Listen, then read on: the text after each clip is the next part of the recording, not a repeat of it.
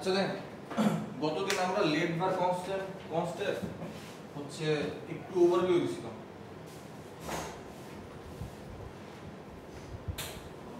আচ্ছা আজকে একটু ডিটেইলস দেখব আর কি আসলে এগুলো কি করে। তো প্রথমে আসে ভ্যারিয়েবল। তো এটা হচ্ছে জাভাস্ক্রিপ্টের ভ্যারিয়েবল ডিক্লেয়ার করার একটা কিওয়ার্ড। তো কিওয়ার্ড বলতে বলছিলাম যে এটা যেভাবে আছে ঠিক এভাবে লিখতে হবে। মানে আমি ভি রে চাইলে বড় হাতের, এ রে ছোট হাতের, আর রে বড় হাতের এভাবে লিখতে পারবো না। কনভেনশন যেভাবে আছে আমরা ওইভাবে লিখতে হবে। তো var x সমান যদি আমি 10 দিই, তার মানে হচ্ছে x নামে আমার একটা ভ্যারিয়েবল ডিক্লেয়ার হচ্ছে। ঠিক আছে? যেটা হচ্ছে যে var টাইপের একটা ভ্যারিয়েবল ডিক্লেয়ার হচ্ছে, যেটা হচ্ছে var টাইপের জাভাস্ক্রিপ্টের ক্ষেত্রে। আচ্ছা, তো var এর সুবিধা অসুবিধা কি? var হচ্ছে যে গ্লোবাল স্কোপ। ধরেন আমি এখানে একটা ভ্যারিয়েবল ডিক্লেয়ার করছি, তারপর লিখতেছি function new func new function. ঠিক আছে? যদি এইভাবে লিখি, আমি যদি আবার ধরেন ভ্যারিয়েবল y দিলাম, y দিয়ে 20 দিচ্ছি। ঠিক আছে? তো কিন্তু আমি console.log করতেছি আপনার ধরেন x, তাহলে আসলে এখানে কত প্রিন্ট হওয়া উচিত? 10। ঠিক আছে? কারণ আমরা জাভাস্ক্রিপ্টে স্কোপ বলতে একটা জিনিস আছে। স্কোপ হইতেছে আমি এখানে একটা ফাংশন ডিক্লেয়ার করছি না, এই ফাংশনটা শুরু হইছে এই জায়গা থেকে আর শেষ হইছে এই জায়গায়। ঠিক আছে? এর ভিতরে যতগুলো ভ্যারিয়েবল আছে সবগুলো হচ্ছে লোকাল ভ্যারিয়েবল। লোকাল ভ্যারিয়েবল বলতে ধরেন এর আসলে অস্তিত্বকাল এতটুকুর মাঝখানে, মানে এর আমি যদি নিয়ে কোনো কিছু কাজ করতে চাই ভ্যারিয়েবল y এর নিয়ে, তাহলে আমি শুধুমাত্র এতটুকুর ভিতরে কাজ করতে পারবো, এর বাইরে কাজ করতে পারবো না। কিন্তু ভ্যারিয়েবলটা যখন আমি বাইরে ডিক্লেয়ার করছি, এর হচ্ছে গ্লোবাল স্কোপ, এটা যে কোনো জায়গা থেকে অ্যাক্সেস করা যাবে। বুঝতে পারছি? আচ্ছা, তো আমি যদি চাই এই যে x ভ্যারিয়েবলটারে, এটা তো আমার ডিক্লেয়ার করছি তাই না, আমি চাইলে আবার ডিক্লেয়ার করতে পারি var x সমান যদি 30 দিই। ঠিক আছে? আগে ছিল var x এর ভ্যালু ছিল আগে 10, এখন হয়ে গেছে 30। মানে আমরা রিডিক্লেয়ার করতে পারি অথবা রিইনিশিয়ালাইজ করতে পারি। মানে যদি আমি var কিওয়ার্ডটা না দিয়ে যদি x লিখতাম তাও একই কাজই হইতো। বুঝতে পারতেছি? হ্যাঁ। তো কিন্তু এইখানে যদি আমি এই স্কোপের বাইরে গিয়ে, মানে এই ফাংশনের বাইরে গিয়ে যদি আমি আপনার ধরেন console.log y করি, তাহলে আসলে ঘটনাটা কি হবে? এটা কি পাওয়া উচিত? না, একটু চেক করে দিই।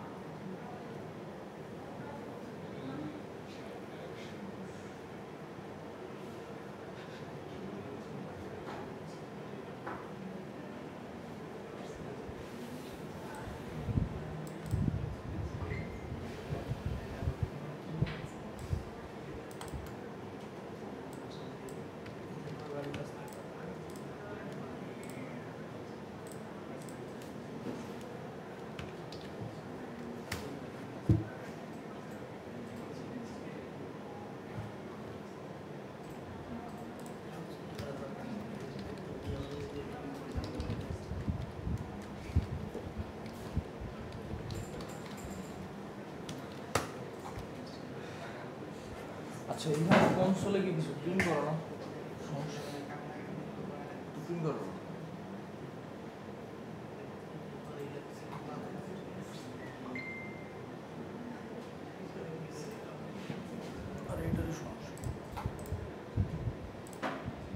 আচ্ছা লাইভ সার্ভারের এই সমস্যাটা কেন হয় জানেন কেউ?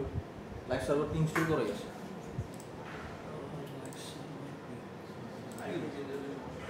হ্যাঁ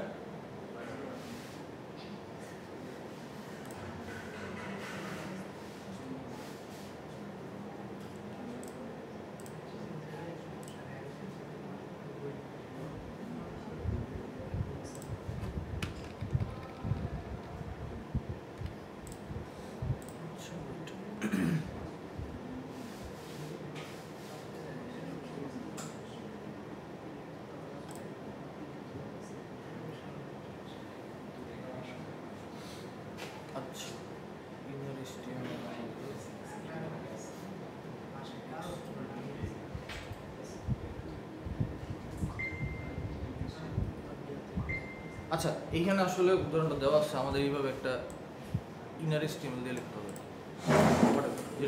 দেখেন এই এতক্ষণ যেটা বলতেছিলাম যে আমাদের এখানে দেখেন ভ্যারিয়েবল কত দেওয়া আছে 10 দেওয়া আছে না, এই যে একটু আগে ডিক্লেয়ার করতেছিলাম, আর এখানে একটা স্কোপ রাখছে।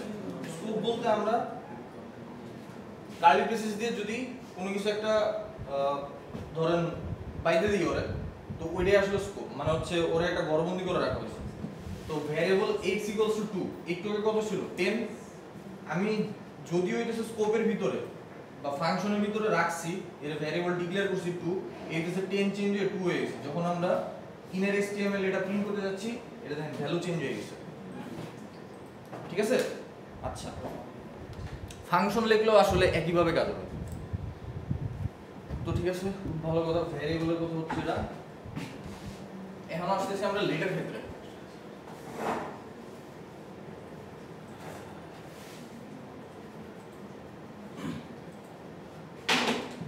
লেটের আসলে সমস্যা কি, বা ভ্যারিয়েবল আর ভ্যারের আসলে সমস্যা কি? ভ্যারের সমস্যা হইতেছে দেখেন আমি এইখানে দিছি 10 তারে, আমি হইতেছে যে এইখানে অন্য কিছু তো করতে পারি, তাই না? আমার কারণ হইতেছে যে আমি স্কোপটা ডিক্লেয়ার করছি আমি কোনো একটা উদ্দেশ্য নিয়ে, ধরেন হইতেছে যে আমি ট্রানজ্যাকশনের কোনো একটা লজিক লিখতেছি। এখন এইখানে এসে আমি লেটের মধ্যে যখন হইতেছে যে x দিয়ে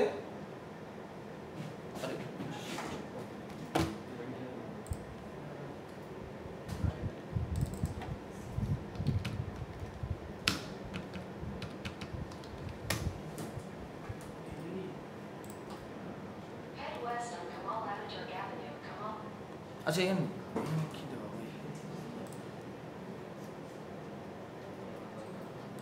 আচ্ছা হ্যাঁ চিন্তা করো।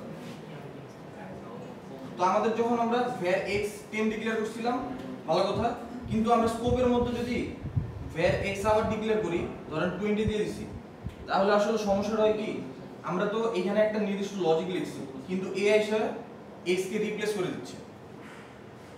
কিন্তু এটা আসলে আমাদের হওয়া উচিত না, কারণ x দিয়ে আমি অন্য কিছু করতে পারি। তো এটা হচ্ছে আমাদের var এর সমস্যা। কিন্তু এই সমস্যার সমাধান করার জন্য আমাদের আসছে let নামের কিওয়ার্ডটা। let কিওয়ার্ডের সুবিধা কি, আমরা সেম ভাবে ভ্যারিয়েবল ডিক্লেয়ার করব, কিন্তু টাইপ হবে হচ্ছে আমাদের let। let দিয়ে যদি x ডিক্লেয়ার করি, এরপরে আমরা এর ডিক্লেয়ার করতে পারবো যে let x = 20, এটা দিলে সে এরর দিবে। ঠিক আছে, আমরা ডিক্লেয়ার করতে পারবো কিন্তু অ্যাসাইন করতে পারবো। বুঝতে পারতেছি? আচ্ছা তো এখানে আরেকটা সুবিধা হচ্ছে, ধরেন আমি একটা ফাংশন লিখছি, ফাংশন নিউ ফাংশন। তো এখানে আমাদের একটা স্কোপ তৈরি হয়েছে এতটুকু জায়গায়। এখন যদি আমি চিন্তা করি যে আমার কিছু লজিক আছে, আমি যাবে কিছু, তারপরে হচ্ছে যে আমি x = 30 লিখে দিছি, এই x টা আর চেঞ্জ হবে না। তার মানে হচ্ছে এই x টা শুধুমাত্র আমি এই জায়গায় ইউজ করতে পারবো, মানে 30 এর যে ভ্যালুটা সেটা আমরা শুধুমাত্র এতটুকু জায়গায় ইউজ করতে পারবো। কিন্তু বাইরে যদি আমি কনসোল করি তাহলে আমি আসলে 20 পাবো। কিন্তু ভ্যারিয়েবল আসলে এটা হইতেছিল না, আমি ভিতরে করি বাইরে করি যেখানেই করি ওই জাস্ট রিপ্লেস হয়ে যাচ্ছে। কিন্তু লেট হইতেছে যে স্কোপড, লেট সব সময় হইতেছে যে স্কোপ ভ্যারিয়েবল বলে এটাকে।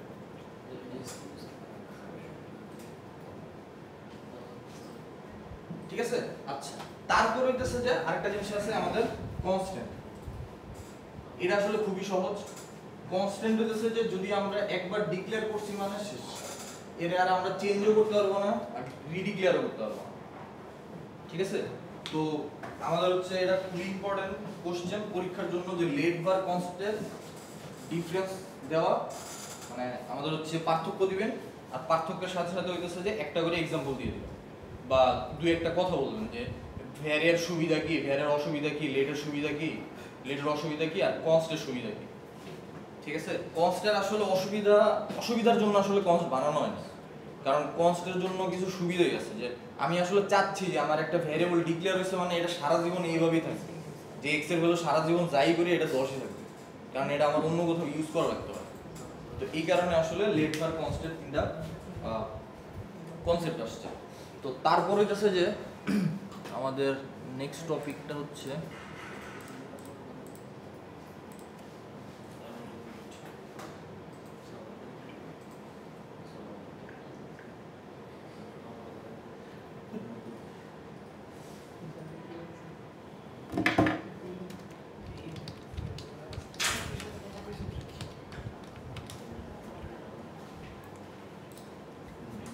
দেখেন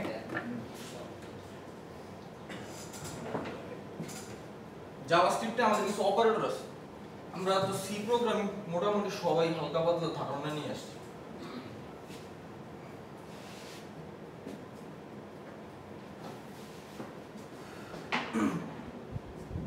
হ্যাঁ, তো আমাদের অপারেটর গুলো হইতেছে যে ধরা এটা হইতেছে আমাদের অ্যাসাইনমেন্ট অপারেটর, কারণ হচ্ছে আমরা x এর ভিতরে 10 রাখতেছিলাম, তাই তো? না, তার মানে হচ্ছে 10 নামে একটা ভেরিয়েবল ক্রিয়েট করছি, তার মধ্যে আমি বলতেছি যে ভাই x এর ভ্যালুটা তুমি এখানে রেখে দাও। হ্যাঁ, আচ্ছা, তো ধরেন y এর ভ্যালু যদি 20 হয় তাহলে তো আমরা x y করতেই পারি, তাই না? যোগ করব, তাহলে এটা হচ্ছে আমাদের একটা অপারেটর, আমাদের প্লাস অপারেটর আছে, মাইনাস অপারেটর আছে, ডিভিশন অপারেটর আছে, আর হচ্ছে মাল্টিপ্লিকেশন অপারেটর আছে, এগুলো একটা অপারেটর আছে। হ্যাঁ, আচ্ছা, এগুলো হচ্ছে আমাদের অপারেটর,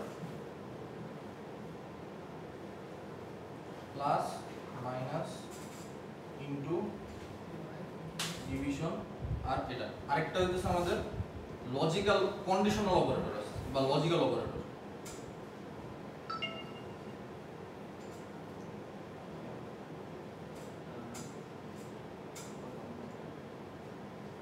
আমরা গ্রেটার দেন করছি না, যে আমরা মাঝে মধ্যে দেখি না যে if x greater than y, তাহলে হইতেছে যে কিছু একটা প্রিন্ট করো, এরকম লজিক টজিক তো আমরা দেখছি। জি স্যার। আচ্ছা, গ্রেটার দেন একটা লজিক্যাল অপারেটর, লেস দেন একটা লজিক্যাল অপারেটর, তারপরে গ্রেটার দেন ইকুয়াল একটা logical operator, less than equal আছে, ঠিক আছে? তারপর হচ্ছে আপনার ইকুয়াল ইকুয়াল আছে, তারপর হচ্ছে নট ইকুয়াল আছে। এই কয়েকটা হচ্ছে আমাদের লজিক্যাল অপারেটর, ঠিক আছে? সরি, এটা হচ্ছে এটা রিলেশনাল অপারেটর। আর লজিক্যাল অপারেটর গুলো হচ্ছে আমাদের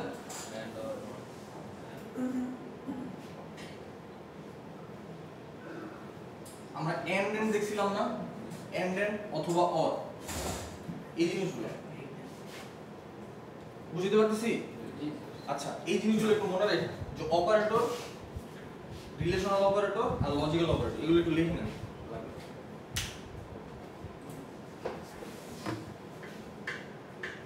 আর কিছু আছে?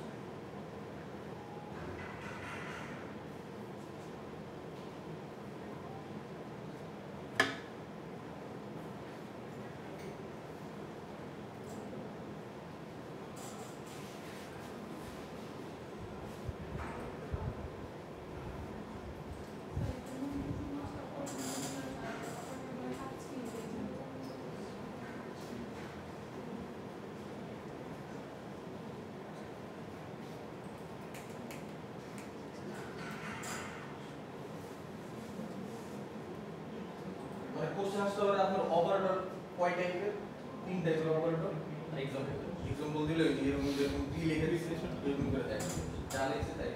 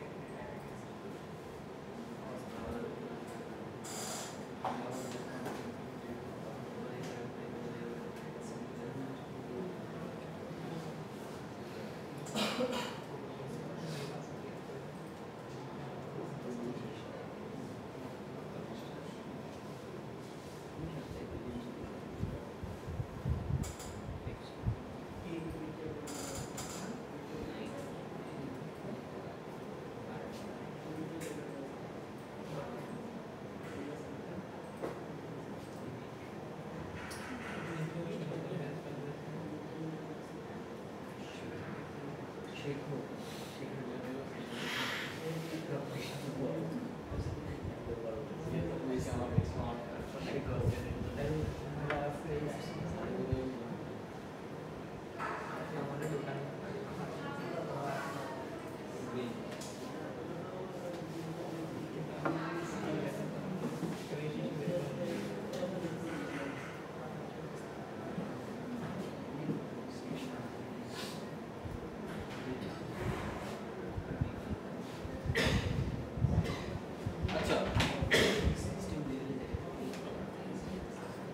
দেখেন আমাদের হচ্ছে এখানে যা দেওয়া আছে মোটামুটি আপনারা সব জানেন। তো একটা হচ্ছে যে আমাদের পাওয়ার ফাংশন আছে যে 5 স্কয়ার, এটা তো আমরা এইভাবে লিখি তাই না, এটা কত হয় 25। কিন্তু আমরা প্রোগ্রামিং এর জাভাস্ক্রিপ্টে যদি এই জিনিসটা লিখতে চাই তাহলে আসলে লিখতে হয় 5 ইনটু 2, এটা লিখলে আসলে আমরা 25 পাবো। ঠিক আছে, এটার বলে এক্সপোনেনশিয়াল অপারেটর, মানে হ্যাঁ এক্সপোনেনশিয়াল অপারেটর, এই যে এই জিনিসটা। হ্যাঁ, আর আরেকটা জিনিস আছে, আমরা পোস্ট ইনক্রিমেন্ট আর প্রি ইনক্রিমেন্টের নাম শুনছি কখনো? হ্যাঁ, আচ্ছা তাহলে আমার বলেন তো, ধরেন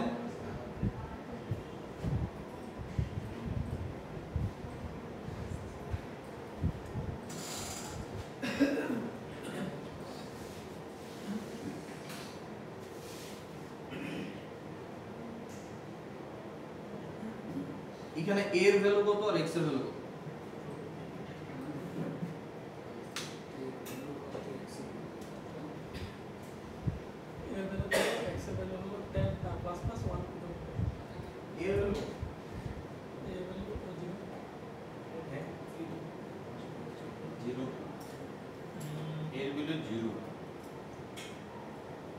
এখন এটা হচ্ছে a এর ভ্যালুটা হবে আপনার এখানে স্যার এই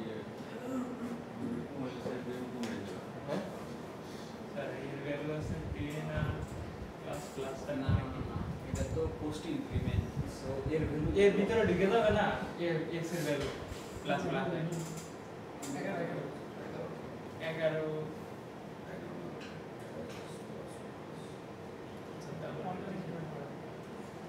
11 স্যার কোনটা? এর এতে 11 আর x এর মান 10। আচ্ছা উনি বলতেছে a এর ভ্যালু 11 আর x এর ভ্যালু 10, তাই তো? সবাই একমত? না স্যার এর ভ্যালু হচ্ছে 0 আচ্ছা a এর ভ্যালু 0 আর x এর ভ্যালু x এর ভ্যালু 10। আর কেউ?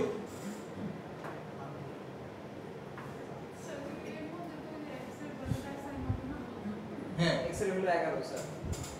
11 আর কোন কম্বিনেশন? দুইটাই দিই। a এর ভ্যালু হচ্ছে আমার 10 আর x এর ভ্যালু 11।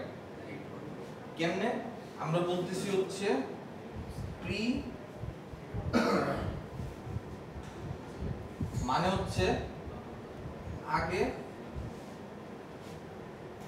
সরি এটা হচ্ছে পোস্ট, আগে হচ্ছে অ্যাসাইন দেন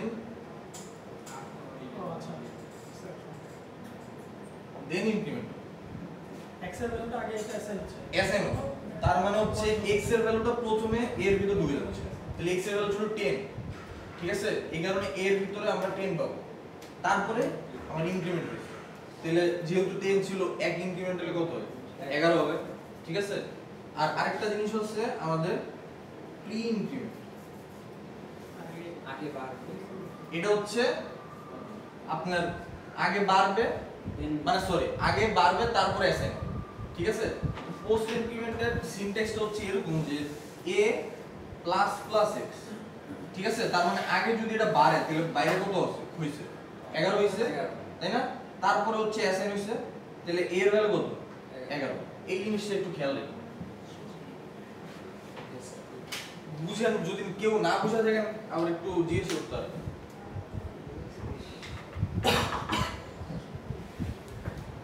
ভাই একটু লেখেন।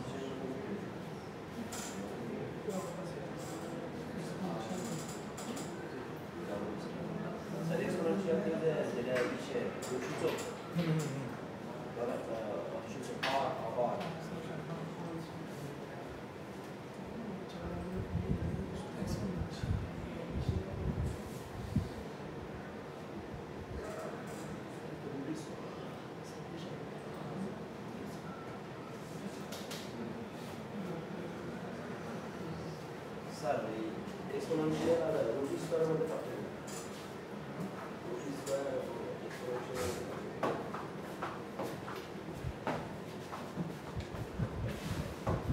রুট এটা আর হচ্ছে এক্সপোনেনশিয়াল এই যে এখানে যেটা আছে এটা তো এটা আচ্ছা স্যার আর এটা তো রুট আলাদা রুট মানে হচ্ছে আপনার x to the power half রুটের ভ্যালু হচ্ছে হাফ জি স্যার এতটুকু জায়গার ভ্যালু আর এটা তো 2 এটা আলাদা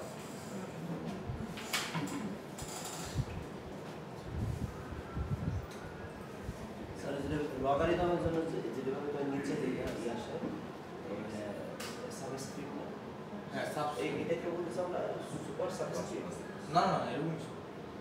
ধরেন এখানে আমি বলতে যাচ্ছি যে 5 স্কয়ার 5 স্কয়ার হলে কত হয়? এই স্কয়ার দ্বারা স্যার আচ্ছা ধরেন a স্কয়ার a স্কয়ার হলে কত হয়?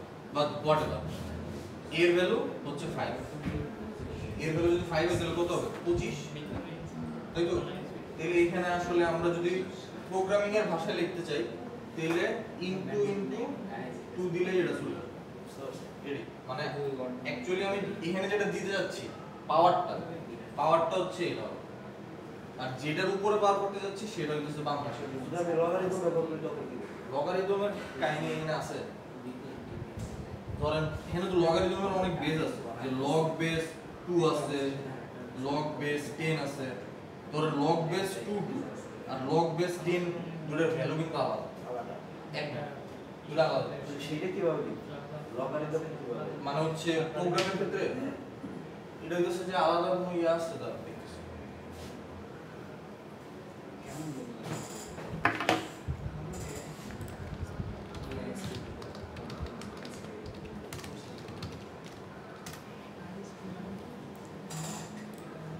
বসে 11 টাকা পাওয়া যায় সরকারি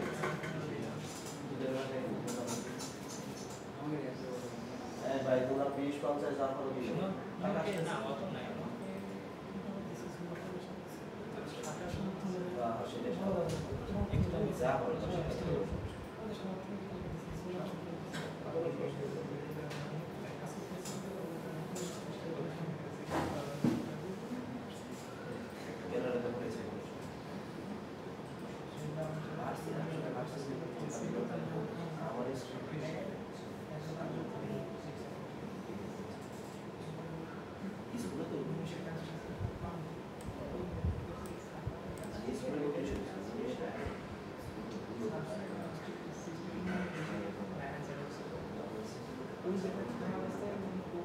আচ্ছা দেখুন যেটা বলতেছেন যে আপনাদের হচ্ছে যে লগ বেসটা কিভাবে লেখা ধরেন আমরা লিখি যে log x বেস y ঠিক আছে এই x এর ভ্যালু 2 হইতে পারে 10 হইতে পারে 16 15 যা ইচ্ছা তাই হইতে পারে তাই না এই y টা তো একটা ভ্যারিয়েবল এখানে যে কোনো একটা ভ্যালু দিতে পারে তাই তো আচ্ছা এখানে হচ্ছে যে লেখে আপনার জাভাস্ক্রিপ্টের হচ্ছে যে ম্যাথ নামে একটা লাইব্রেরি আছে হ্যাঁ ওই লাইব্রেরিটা দিয়ে আপনার পরে কি যে math dot log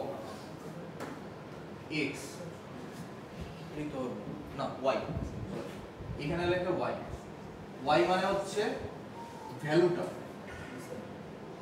divided by math dot log এটা হচ্ছে আপনার x এটা হচ্ছে আমার আপনার ধরেন লগ বেসটা কত বেস ঠিক আছে এভাবে লিখতে হবে ধরেন এখানে যদি আমি এরকম লিখতে যাচ্ছি ধরেন log base 2 of 10 হ্যাঁ তাহলে আমি এখানে আসলে y এর জায়গায় এখানে দিব হচ্ছে আপনার 10 আর এখানে দিব হচ্ছে আপনার 2 তাহলে আসলে আমি এটা লাগাই দেব ঠিক আছে আচ্ছা আরো কিছু জিনিস আছে এখানে দেখেন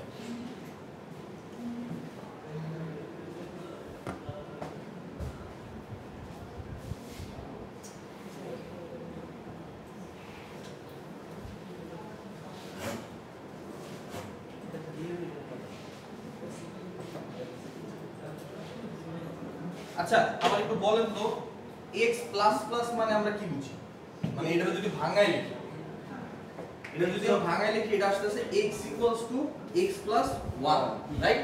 Yes. হ্যাঁ, এখন মাঝে মধ্যে আপনারা দেখবেন যে লেখে x plus equal 1, এটা মানে কি? এটা মানে আসলে x equals to x plus 1, ঠিক আছে?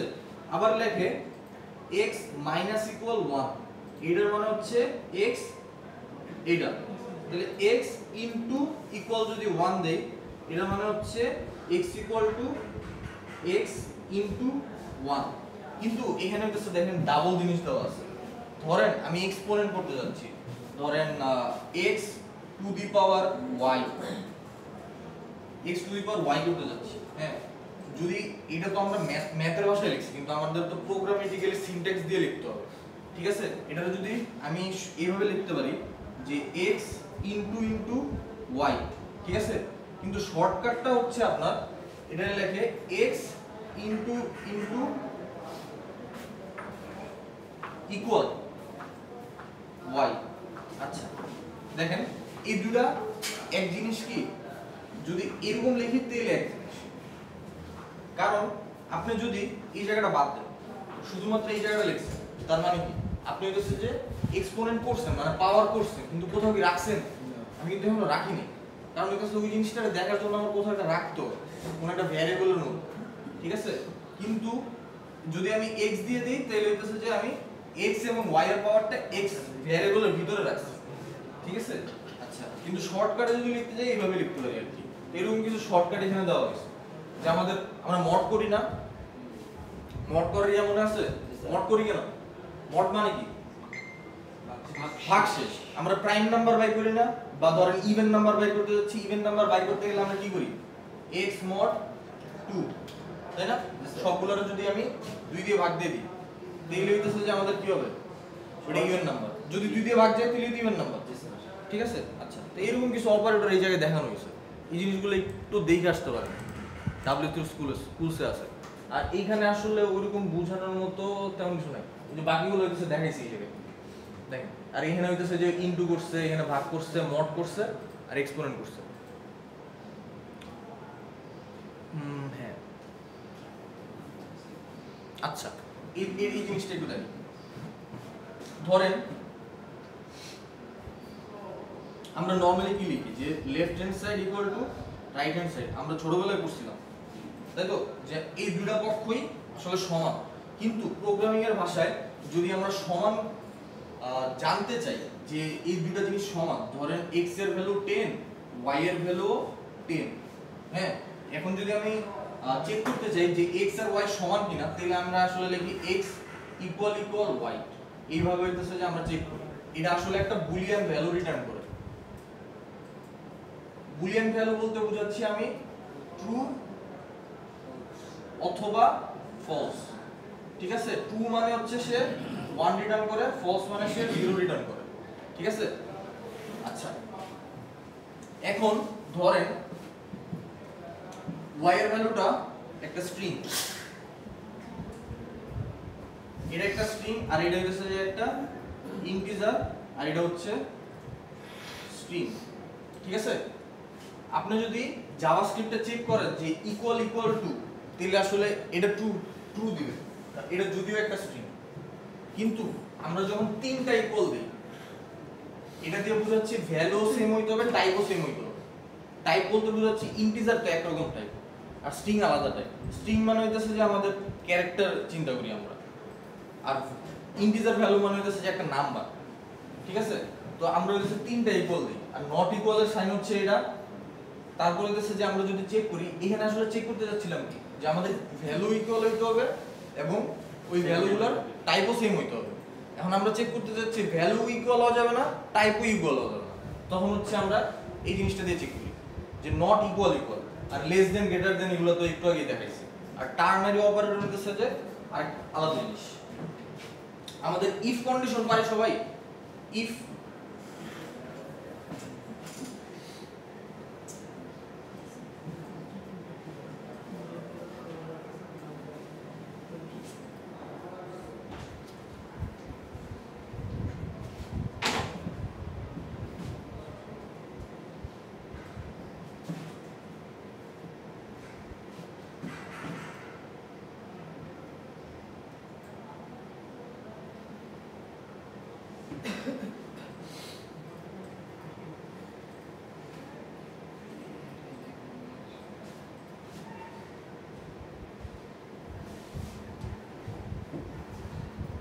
কন্ডিশন এভাবে লিখি, ধরেন আমি লিখতেছি যে var x equal 10 var y equal 10, ঠিক আছে? তো আমরা ইফ কন্ডিশন দিয়ে চেক করতেছি যে x আর y যদি সমান হয় তাহলে আমি একটা প্রিন্ট করব যে তারা হইতাছে ইকুয়াল, ঠিক আছে? টার্নারি অপারেটরটা আসছে আমাদের এই ইকুয়ালটারে মানে এই যে আপনার ইফ কন্ডিশনটারে রিপ্লেস করার জন্য। এটা একটু শর্টকাট লেখা, তো শর্টকাটে লেখার নিয়মটা কি?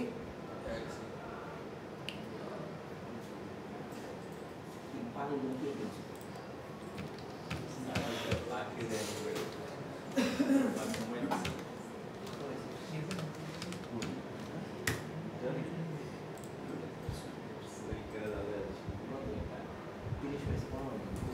দেখেন এই জিনিসটা রিপ্রেজেন্ট করে এইভাবে, আমাদের এখানে কন্ডিশন কি এটা না, ঠিক আছে?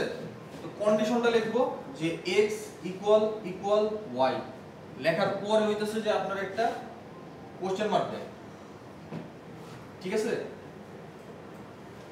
এখানে দেয় হচ্ছে eqal, তারপরে হচ্ছে একটা কোলন নট, এটা মানে হচ্ছে আমি বুঝিয়ে দিচ্ছি। ধরেন আমার এইটা এই জায়গাটা একটা কন্ডিশন, এই যে এই কন্ডিশনটা যেটা ইউজ করছিলাম, ঠিক আছে? আচ্ছা যদি এই কন্ডিশনটা ট্রু হয় তাহলে তো আমি এখানে ঢুকছি, যদি ট্রু না হয় তাহলে আমরা এলসি দিয়ে কিছু একটা প্রিন্ট করে দিই, তাই না? জি স্যার। নট ইকুয়াল, ঠিক আছে? আর টার্নারি অপারেটরে এটা হচ্ছে এক লাইনে লেখা, মানে হচ্ছে আমরা কন্ডিশনটা চেক করব এই জায়গায়, কন্ডিশনটা যদি ট্রু হয় তাহলে এই জায়গায় যেটা আছে সেটা প্রিন্ট করবে, আর এলস এর ক্ষেত্রে এলসি তো আমরা ফলসটা যেটা হচ্ছে ওটা প্রিন্ট করতেছি, এটা হচ্ছে আমাদের ফলস ভ্যালুটা প্রিন্ট করবে। এটা কি চেক করবে? হ্যাঁ ওটা কি চেক করা দরকার আছে? কোনটা? এক লাইনে যখন দিচ্ছি তখন চেক করে, না প্রথমটা তো আর দেখেই ফেলতেছে যে সে ট্রু না হ্যাঁ। ফলস, তাহলে তারপর এটা চেক করা দরকার। এই কারণেই তো আমাদের এলস আসছে। আরেকটা জিনিস আছে সুইচ, ওটা ইয়ে জাভাস্ক্রিপ্টে নেই, ওটা সুইচ কেসটা আমরা সুইচ কেস হইতেছে আমাদের ইয়াতে যে সিতে আছে। সি সি ক্লাস সুইচ কেসে দেখবেন যে ভিতরে আমরা প্রত্যেকবার ব্রেক ইউজ করি, ব্রেক ইউজ না করলে কিন্তু প্রতিটা কন্ডিশনে চেক করবে, ব্রেক ইউজ করতে হবে, ঠিক আছে? আজকে থাকে তো